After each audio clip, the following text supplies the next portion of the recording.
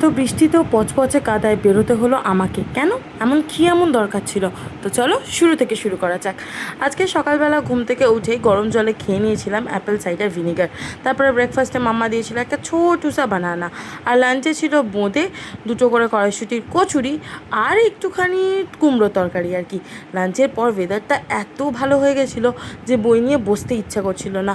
বিকেলবেলা বেরোলাম, এখানে দেখি মাম্মা আমার জন্য অপেক্ষা করছে। বেরিয়েছিলাম আইব্রো করাতে, তো পার্লার থেকে সেটাই করানোর সময় ফেরার পথে খেলাম একটুখানি পাপড়ি চাট। যেহেতু আমি এখন আমিষ খুব একটা খাচ্ছি না, শ্রাবণ করছিলাম বলে, তাই পাপড়ি চাটের থেকে ভালো অপশন তো কিছু পেলামই না। তো এই দোকানটা থেকে আমরা রোজ রোজ তো খাই না, প্রথমবারই খেয়েছি। তবে হ্যাঁ, দাদাটা খুব একটা খারাপ বানায়নি, বেশি করেই ঝুড়ি ভাজা আর বাদাম দিয়ে বানিয়ে দিয়েছিল আমাদের জন্য পাপড়ি চাট। আর রাত্রিবেলা মাম্মা বাড়ি এসে বানিয়েছিল এই ছোলা স্যুপ, আলু আর হালকা মশলায় তৈরি এই পাতলা পাতলা জলজ স্যুপটা আমার তো দারুণ লাগে। তোমরা কি ট্রাই করো?